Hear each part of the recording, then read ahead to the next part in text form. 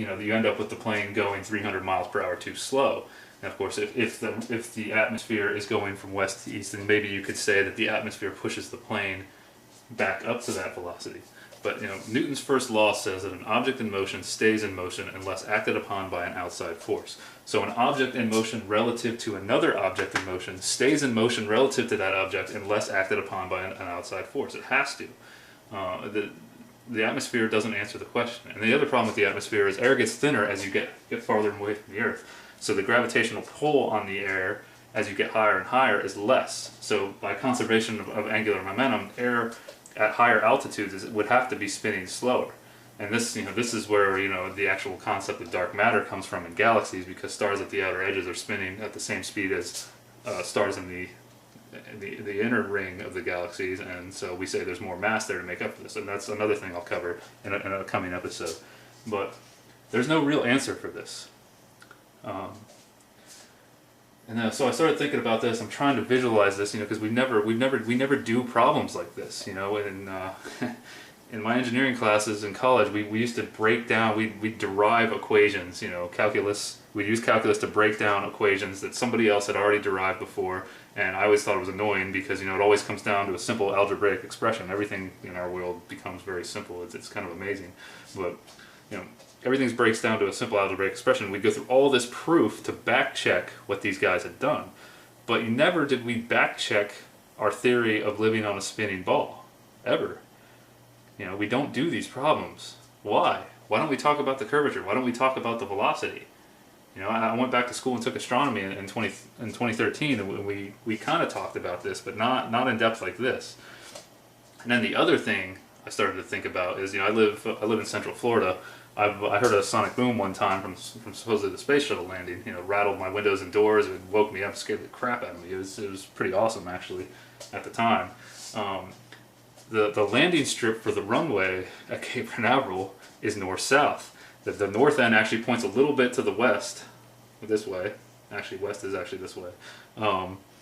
But it's mostly north-south. And I also have seen space shuttles take off from the beach. I accidentally saw one. You know, I just happened to walk out on the beach up in Jacksonville one time and saw one take off, and I saw it go out over the water, going to the east, which would actually be this way.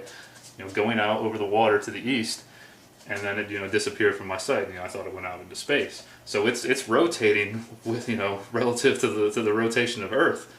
I mean, definitely. And when it gets up into space, you know, it's still going to have those components. You know, it's adjusting with, you know, we're told it adjusts its movement in space with air jets, you know, spraying mass out into nothingness, which I'm also going to do another episode on, because that doesn't make sense either. But we'll get into that too. So now this shuttle is going to re-enter the Earth's atmosphere, traveling at thousands of miles per hour when it comes back in, and it's supposed to come back in gliding. You know, it comes through the atmosphere, and you've seen all those videos where the fuselage heats up, and it's slowing down, of course, as it's coming into our atmosphere. But if this thing is coming in at thousands of miles an hour, you know, and trying to come in from either the north or the south end of that runway, and it definitely has components of velocity to the east or west, and that runway is spinning somewhere between 850 and 900 miles per hour to the east. I mean, this is insane. You know, the little jets that shoot to the side and the shuttle aren't going to do anything in our atmosphere. You know, this is insane. It doesn't work. I mean, really, try to think about this. Try to wrap your head around an Earth spinning. You know, in all the movies we see of space, you know, the science fiction movies and everything, whenever like a ship is coming up on a planet, the planets always seem to be stationary. You know, because if they were actually rotating at the speeds they would have to be rotating for the length of their days, whether it's Earth or another, you know, fictional planet in a movie, it would probably hurt our heads to have to see the ships and things rotating like that. So for Hollywood, and then to make things easier, you know, we see it stationary. It appears stationary. Of course, you could say it's moving too slow, but you know, it's actually moving pretty fast. So, well, Earth is at least. So anyway. Here's the spinning ball problem, but we also still have the curvature problem here. You know, we're flying a great distance, 2,000 miles. And based on that curvature chart I showed you earlier, you know, there's a lot of curvature that this plane has to fly over. So, you know, in architecture and engineering world, looking down on something is called a plan view. So we call this a plan view of Earth. and we cut sections through our plan views to like look at a section through a building or anything we're designing. So what if we cut a section through the earth here? You know, this is typically what a section cut line looks like, something like this. Okay, so we're going to cut a section and turn our view, you know, up, looking into the plan view. Okay, so let's draw that. Still 2,000 miles apart from here to here. And say this is LAX over here, and this is JAX over here. Both airports are roughly at sea level. I mean, LAX is right on the water, and JAX is a little bit inland, but I mean, Florida's flat, so it's basically at sea level. So we've got this curve of the Earth, the amount of curvature that we would see over 2,000 miles, and here is our datum line, which is sea level. Okay, so this is LAX, this is JAX. Okay, so this distance here, let's get something, use a different color for this.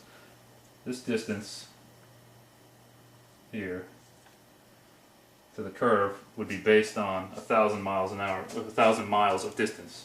Excuse me. I mean, this is rough because where do we actually measure? Do we measure across the curve, or do we measure the distance between the 2 points? You know, miles are linear measurements, but we'll just ignore that and just keep it simple and say 1,000 miles. Now you take the curvature chart, you look on here, see if you can see 1,000 miles. 1,000 miles. The height of your curve at 1,000 miles should be roughly 128.4 miles. All right, so this distance here is 128.4 miles.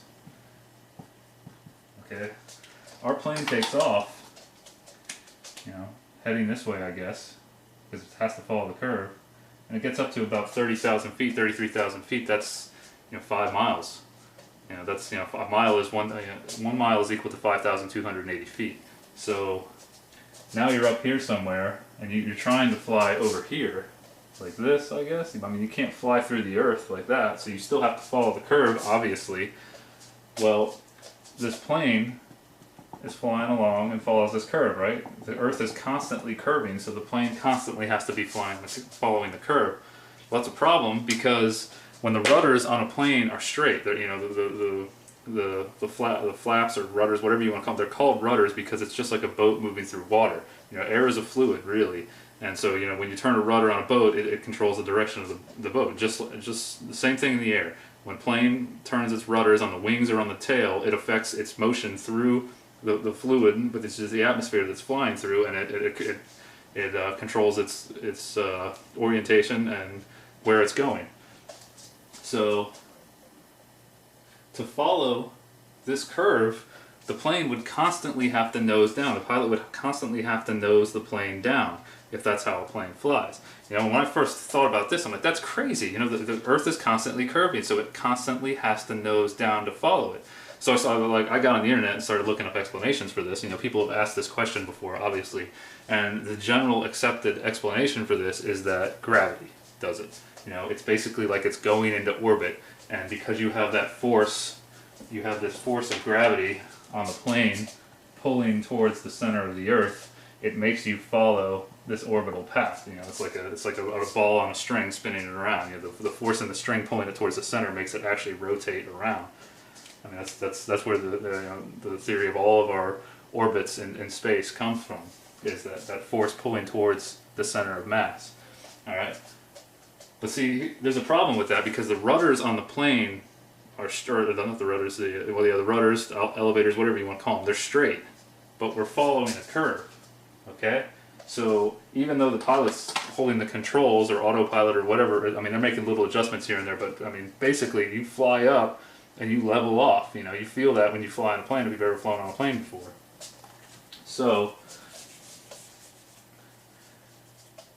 what if? You know, you say the gravity is the explanation for that. I said, okay. I started thinking about it. That makes sense. You know, I thought about things orbiting Earth, but what if the pilot? Let's draw a plane again. Say up here somewhere.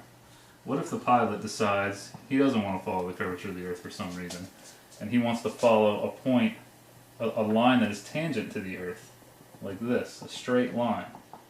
So, the pilot wants to follow that line and not fly, he kind of wants to fly up relative to the curve, I guess, or down, depending on which way you're looking at it.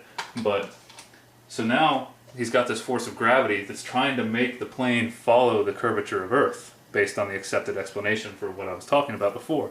So, if you want to fly in a line that's tangent to a point on the Earth, then you have to fight that force of gravity that's trying to make you follow the curve.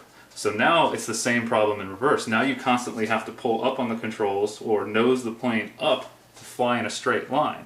With the rudders, you're cutting through the air, but you're flying in a straight line with the rudders actually angled like this to make the plane fly straight. That doesn't make any sense. This doesn't work. That's not an explanation. Gravity is not doing this. Where's this curvature? And when you fly in a plane, you'll notice when you look out the window, the horizon, of course, looks flat, and we're told that the Earth is too big and we can't see it, and it's also at eye level. If there's really a curve, there should be a drop. Now this one, people argue about this one. It's a big argument in the flat Earth, round Earth community, but it's becoming a huge debate on the internet. More and more people are waking up to this. It's pretty amazing, and what we're not taught in school is. In the late 1800s, there was a raging debate going on between, flat earthers and globulists, as they were called. People still believed that the Earth was flat. Well, Columbus didn't sail to America and prove, and everybody just started believing the Earth was a ball. A lot of people didn't believe it, and there's actually I've read some testimonies from civil engineers in the 1800s that just say it's ridiculous. When they're talking about laying train track and all kinds of things. So I'm at a loss here. I don't know what to think. I'm kind of thinking it's flat and stationary. I've gone to Lake Apopka and I've taken my telescope there, and on the south end of the lake, Lake Apopka is one of the biggest lakes in Florida. I think it's the second biggest. On the south end of the lake with my telescope sitting 3 feet above the shore, I can see the North Shore 8 miles away. Well, based on the curvature chart, there should be, what is that? Based on 8 miles, I should have a 43-foot drop from one side to the other. I shouldn't be able to see the shore. There should be a curve of water in my way. You can't see it on a rough day when the waves are in the way, but on a calm day, you can. That doesn't make sense. I should not be able to see that. So, I don't know what's going on here, I've had my world turned upside down or right side up by this. I've spent a lot of time researching this, a good 7 months, and I've seen a lot of different things. There's a lot of topics to talk about, but this is the one I thought I'd start with. So, you guys out there, you can leave comments, call me crazy if you want to, but you got to give me an explanation for this if you're going to call me crazy, and help me out here. I'd love to go back to believing that I live on a spinning ball, and this isn't some massive conspiracy, and we all haven't been duped. But human beings are very easy to fool. And it's actually much easier to fool a human being than to convince a human being that they have been fooled. We come into this world, we don't know where we come from, we don't even know how our thought process actually work. We don't know how we're able to simultaneously create thoughts and perceive them at the same time. We still can't explain that. So what do we really even know? Anyway, that's getting off topic. This is episode 1. We'll be getting into more. I'll have many more episodes after this, hopefully. So until next time, peace.